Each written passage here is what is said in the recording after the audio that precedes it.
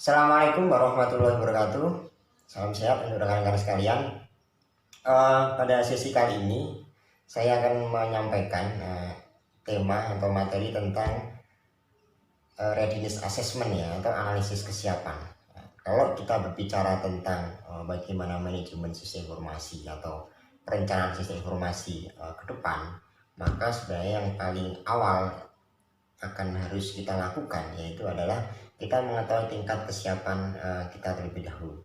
Artinya bahwa dalam pembahasan kali ini sebenarnya readiness assessment atau analisis kesiapan itu kita mengukur sejauh mana kemampuan dari sebuah institusi, dalam konteks ini adalah Fasiankes, untuk mengimplementasikan atau mengembangkan sebuah sistem informasi yang memang dibutuhkan sesuai dengan kapasiti mereka gitu kan.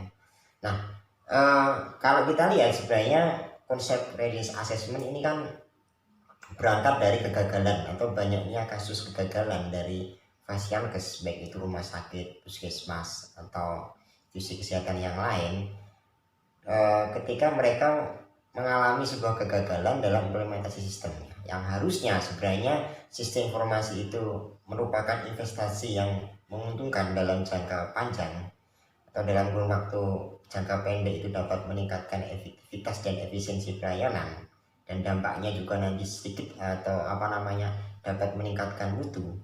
Namun berbanding terbalik, artinya institusi selain dia merugi, kemudian sistemnya tidak terpakai dan malah menyebabkan atau menimbulkan masalah baru. Nah, makanya timbul apa yang disebut istilah yaitu konsep readiness assessment atau analisis kesiapan itu sendiri. Oke, kalau kita lihat sebenarnya posisi readiness assessment ya, Anda lihat sebenarnya di bagan posisi readiness assessment itu ada di tengah-tengah ya, atau artinya dia sebenarnya sebagai kalau kita lihat sebagai salah satu tolak ukur sebelum institusi itu dapat merencanakan sistem dan juga dapat mengimplementasikan dari sistem informasi itu sendiri. Kalau kita lihat sebenarnya ada readiness assessment, kemudian strategic planning, yang sampingnya baru nanti kita berbicara tentang development ya, atau melakukan develop dari atau mengembangkan sistem informasi itu sendiri. Nah, kalau kita lihat sebenarnya banyak orang yang mengatakan bahwa terkadang institusi pelayanan kesehatan itu terlalu terburu-buru ketika dia ingin mengembangkan sebuah sistem. Namun kalau kita lihat ternyata banyak institusi pelayanan kesehatan yang bahkan belum memiliki rencana strategik atau strategic planning di situ. Nah, jauh sebelum strategic planning, inilah posisi pertama kali yang harus dilakukan, atau hal yang pertama dilakukan adalah mengukur tingkat kesiapannya. Kita melihat tentang kesiapan rumah sakit, kesiapan institusinya, kebijakan, kemudian kesiapan dari humannya, dan juga finansial ya, atau finansial yang memang nanti berkaitan dengan anggaran yang dikeluarkan oleh Fasiankes untuk membiayai atau berinvestasi dari sistem informasi tersebut. Yang penting gitu kan. Kemudian berikutnya sebenarnya sejarah panjang readiness assessment itu kan ada sejak awal tahun 2000-an ya. Kalau kita lihat ini memang berangkat dari negara-negara maju ya. Salah satu penelitian yang cukup bagus yaitu dari penelitian dari Schneider, dia meneliti tentang kegagalan dari institusi pelayanan kesehatan itu diakibatkan karena kurangnya perencanaan yang jelas ya. Bisa kita lihat salah satu contoh hasil dari penelitian tersebut adalah bahwa di Amerika itu hampir 50% institusi pelayanan kesehatan itu mengalami kegagalan dalam implementasi IT-nya. Kemudian rumah sakit itu 63% itu mengalami penurunan pendapatan atau kerugian. Dalam ini saving atau neraca keuangan mereka terganggu karena biaya yang dikeluarkan cukup besar ya untuk mengeluarkan biaya pembiayaan dalam pengembangan dari sistem informasi itu sendiri. Kemudian salah satu faktornya adalah ketidakmampuan institusi dan kurangnya pemahaman dari pimpinan tentang bagaimana manajemen IT yang baik. tentunya yang memanfaatkan bagaimana IT itu bisa dimanfaatkan untuk membantu efektivitas dan efisiensi pelayanan di bidang kesehatan itu sendiri. Kemudian, nah kalau kita lihat dari penelitian Jambi tahun 2011 bahwa ada 4 area readiness assessment ya. Kalau kita lihat dalam penelitiannya dia membagi menjadi 4 area readiness assessment. Area pertama adalah area organisasi culture ya. Dia melihat tentang bagaimana mempotret kesiapan Fasiankes. Dalam konteks ini adalah dia melihat tentang kesiapan dari organisasi berdasarkan pada kulturnya, gitu kan, bagaimana melihat kultur organisasi, persepsi pengguna, kemudian kegiatan atau pekerjaan yang sering mereka lakukan dan seterusnya. Ini penting gitu kan, karena culture seseorang itu menentukan tingkat keberhasilan dari pemanfaatan teknologi informasi. Kemudian manajemen leadershipnya gitu kan. Yang kedua adalah dia mencoba untuk melihat sejauh mana komitmen atau manajemen dari leadernya untuk implementasi sistem. Artinya bahwa seinovatif bawahan atau orang-orang yang ada di bawah, namun ketika dia itu kurang atau pimpinan itu kurang memahami dan memiliki komitmen untuk berkembang atau berinovasi, maka itu juga akan sangat berpengaruh dalam perencanaan sistem informasi ke depan. Ketiga adalah operational readiness, bagaimana kita melihat tentang prosedur yang pekerja yang sudah dilakukan bagaimana, kemudian vendor dan implementasi trainingnya seperti apa. Bahwa ini lebih pada konsep operasional yang nanti kira-kira ketika sistem itu mau diterapkan, bagaimana operasional yang akan dimanage oleh rumah sakit atau Fasiankes ini terkait masalah perubahan atau pengembangan dari sistem informasi tersebut.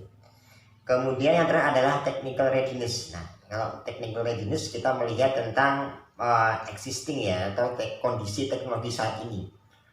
Kemudian yang berikutnya adalah IT management dan staffing berkaitan dengan electronic health record, kemudian ya lebih ke staff IT-nya ya. Nah, maka di sini nanti kita akan tahu sistem seperti apa yang akan kita bangun ke depan, melihat kondisi sistem yang kita bangun saat ini.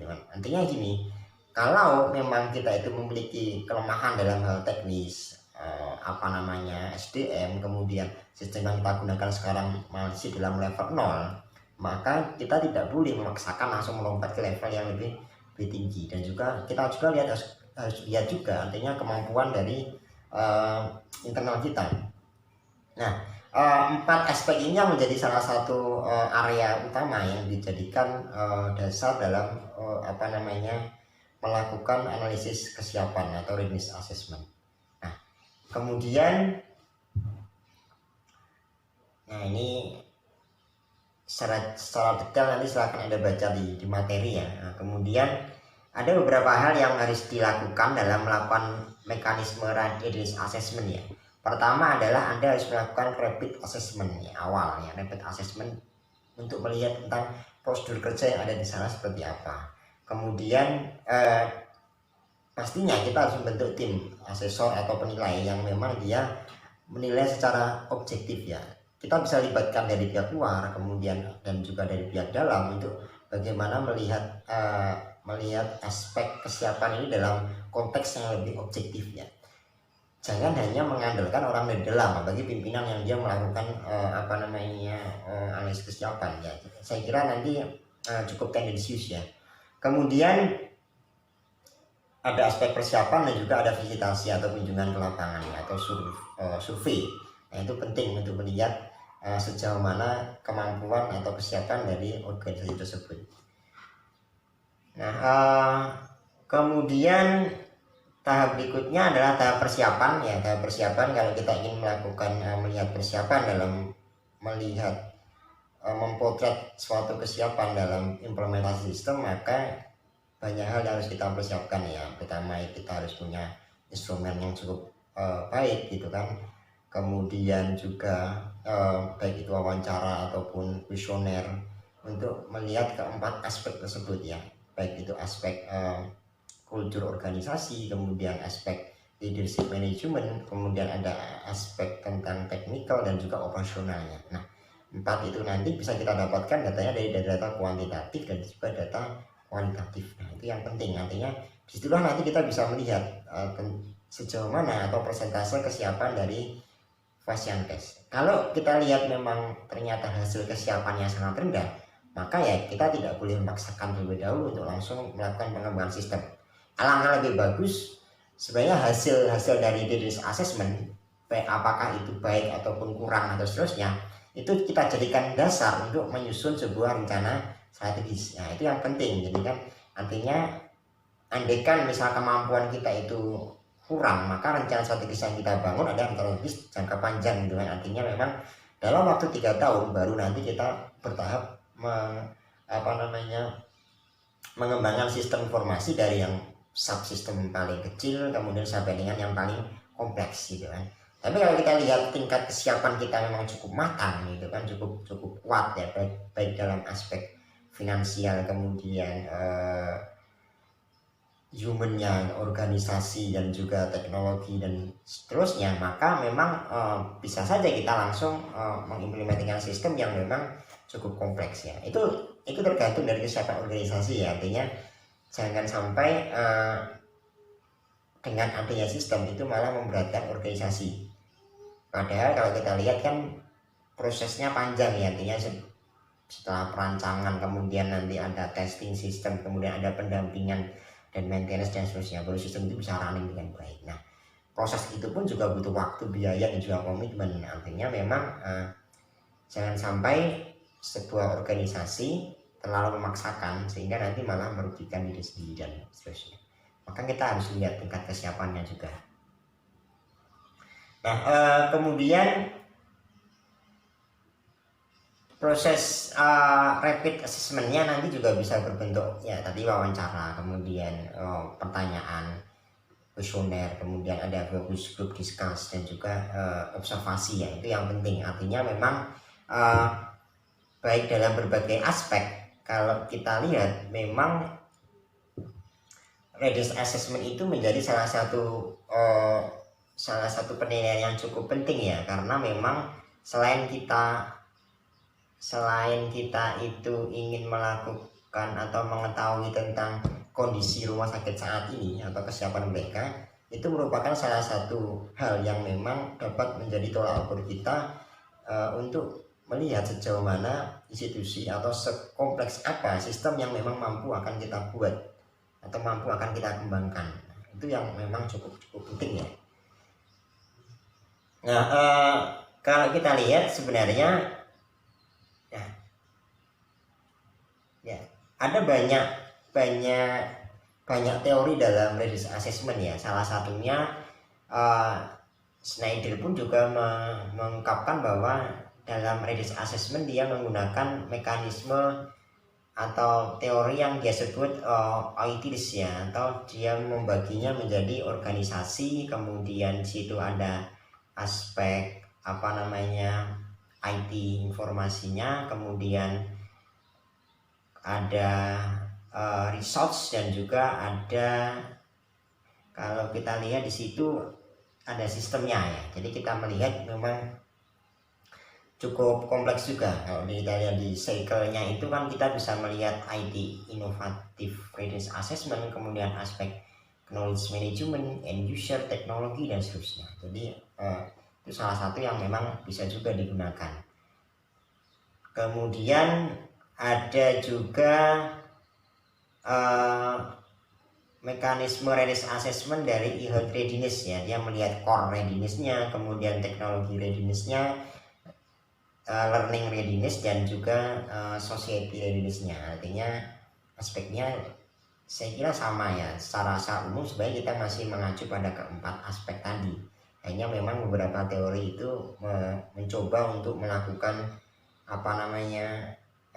modifikasi ya, modifikasi ditentukan dengan kemampuan dan juga kondisi dalam di fase tersebut.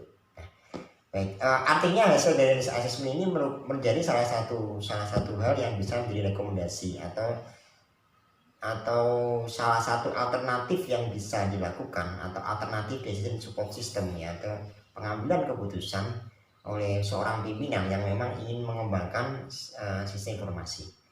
Nah, akhirnya artinya bahwa secara umum kalau kita meletakkan risk assessment ini merupakan salah satu fondasi awal kita dalam merencanakan atau merancang sebuah sistem informasi.